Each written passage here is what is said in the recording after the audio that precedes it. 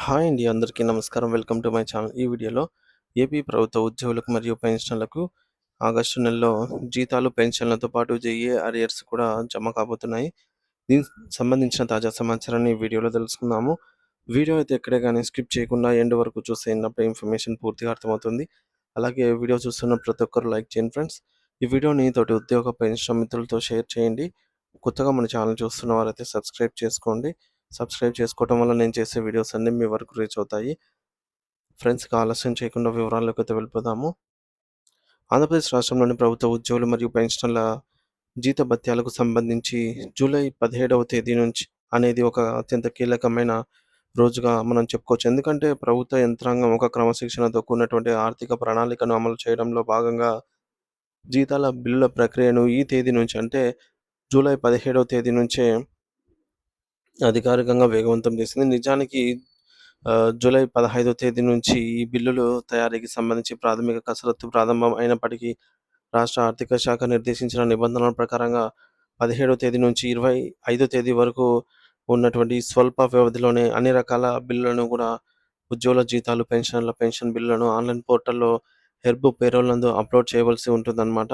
సంబంధిత డీడీఓలు తమ పరిధిలోని ఉద్యోగుల, పెన్షనర్ల వివరాలను జీతాల వివరాలను అత్యంత జాగ్రత్తగా పరిశీలించి ఎటువంటి తప్పులు లేకుండా ఈ నిర్ణీత కాల వ్యవధిలోనే సబ్మిట్ చేయాలని ప్రభుత్వం ఖచ్చితమైన ఆదేశాలు జారీ చేసింది. అయితే దీనివల్ల నెలాఖరు కల్లా ఈ యొక్క ప్రక్రియ పూర్తయ్యి ఆగస్టు 1వ తేదీ కల్లా అందరి ఖాతాలోనూ జీతాలు, పెన్షన్లు నగదు జమ కావడానికి మార్గం సుగమం అవుతుంది. ప్రస్తుతం సీఎఫ్ఎంఎస్ లేదా హెర్బ్ పేరోల్ నందు సాఫ్ట్‌వేర్‌లో ఈ బిల్లులను అప్‌లోడ్ చేయడానికి అవసరమైన సాంకేతిక లింక్ యాక్టివేటెడ్ అనేది చేయబడిందనమాట. అయితే ఈసారి బిల్లులను నేరుగా సబ్మిట్ చేయడానికి సాఫ్ట్‌వేర్ అనుమతించదు. దీనికి ముందు ప్రీపేబుల్ యాక్టివిటీస్ అనే ప్రక్రియను పూర్తి చేయడం తప్పనిసరి. ఇది ఒక రకంగా చెప్పాలంటే ప్రధాన పరీక్షకు ముందు చేసే హోంవర్క్ లాంటిది.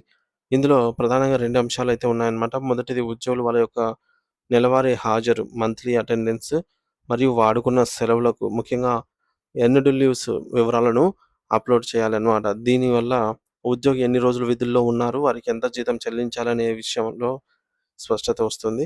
రెండోది ఉద్యోగుల నివాస ప్రాంతానికి మరియు కుల ధృవీకరణ వివరాలను సాఫ్ట్‌వేర్‌లో అప్డేట్ చేయవలసి ఉంటుంది. ఈ 2 ప్రక్రియను పూర్తి చేస్తేనే రెగ్యులర్ పేరోల్ ఎనేబుల్ అవుతుంది.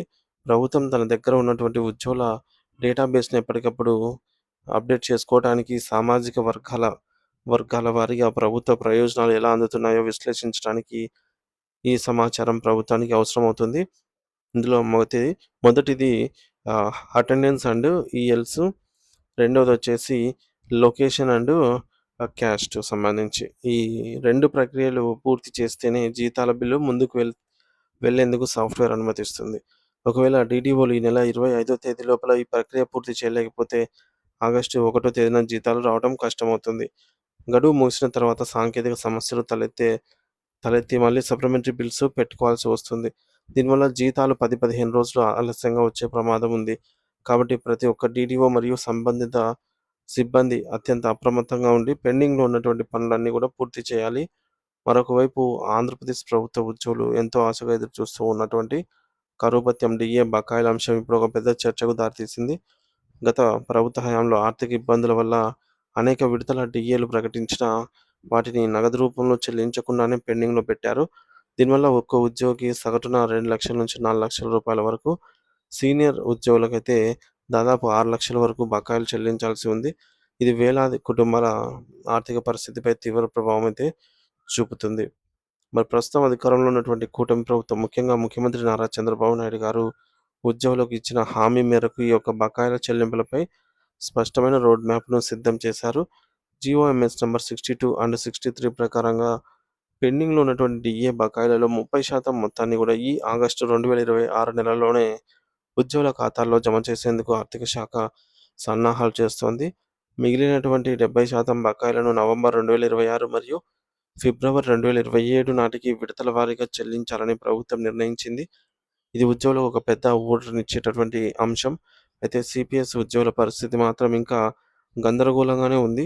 వారికి రావాల్సిన 5 విడతల డీఏ బకాయిలను 2022 పీఆర్సీలో విలీనం చేసినప్పటికీ అవి ఎప్పుడు చేతికి వస్తాయనే దానిపైన స్పష్టత లేదు. అంతేకాకుండా కరోనా కాలంలో నిలిచిపోయినటువంటి 18 నెలల బకాయిలు కూడా ఇంకా పెండింగ్‌లోనే ఉన్నాయి. ఈ నేపథ్యంలో ఉద్యోగ సంఘాల నాయకులు ముఖ్యమంత్రి గారిని కలిసి ఒక పక్కా షెడ్యూల్ ద్వారా అన్ని బకాయిలను విడుదల చేయాలని కోరుకుంటున్నారు.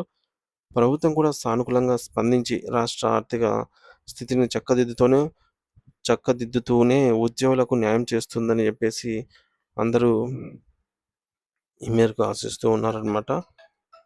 సో,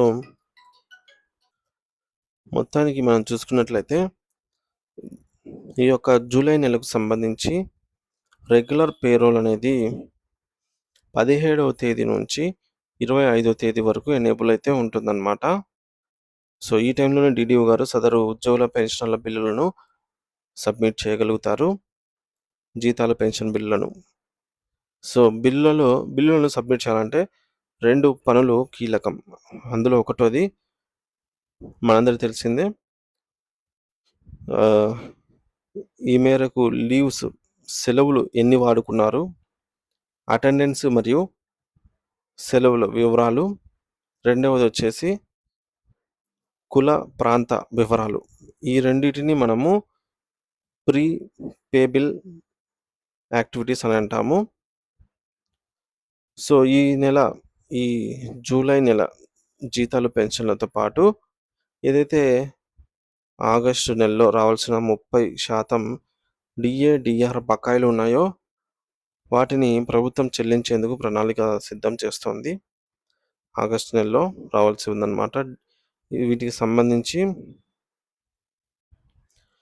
చెల్లింపులు మిగిలిన బకాయిలు ఏవైతే ఉంటాయో వాటిని ఫిబ్రవరి 2027 నాటికల్లా పూర్తి స్థాయిలో చెల్లించనున్నారు. ఇకపోతే సిపిఎస్ ఉద్యోగులకు సంబంధించి పాత బకాయిలు మరియు కరోనా కాలం నాటి బకాయిలపై ప్రభుత్వం నుంచి స్పష్టత రావాల్సి ఉంది. సో, మొత్తానికి ఆంధ్రప్రదేశ్ రాష్ట్ర ప్రభుత్వ ఉద్యోగుల జీతాల బిల్లుల ప్రక్రియ అనేది ఈ నెల 17 నుంచి 25 తేదీ వరకు ఉంటుంది. సో, ఇందులో భాగంగా ప్రీపేబుల్ యాక్టివిటీస్ పూర్తి చేస్తేనే మనకు బిల్లు సబ్మిట్ అయ్యి తదుపరి దశకు వెళ్ళి ఆగస్టు 1 తేదీన జీతాలు, పెన్షన్ల రూపంలో అందుతాయి. మరోవైపు పెండింగ్‌లో ఉన్న భారీ డీఏ బకాయిలను విడతల వారీగా చెల్లించాలని ప్రభుత్వం నిర్ణయించినందువల్ల మొదటి విడతగా ఈ యొక్క 30% అరియర్ అమౌంట్‌ని ఈ ఆగస్టు నెలలో అయితే చెల్లించనుంది. ఉద్యోగుల దీర్ఘకాలిక సమస్యల పరిష్కారం కోసం ప్రభుత్వం మరియు ఉద్యోగ సంఘాల మధ్య ఈరోజు జరగబోయే భేటీ కూడా అత్యంత కీలకమైతే కానుంది ఫ్రెండ్స్. సో, ఇది ఇప్పటివరకున్న సమాచారము. జూలై నెల జీతాలు, పెన్షన్లు పూర్తి స్థాయిలో అందరికీ జమ అయ్యే వరకు ఎప్పటికప్పుడు తాజా అప్డేట్ న్యూస్ అయితే మన ఛానల్ ద్వారా అందిస్తూనే ఉంటాను. ఇంకా ఎవరైనా సబ్స్క్రైబ్ చేసుకోకపోతే మన ఛానల్ సబ్స్క్రైబ్ చేసుకొని అప్డేట్స్ అయితే ఫాలో అవుతూ ఉండండి. Thank you for watching this video.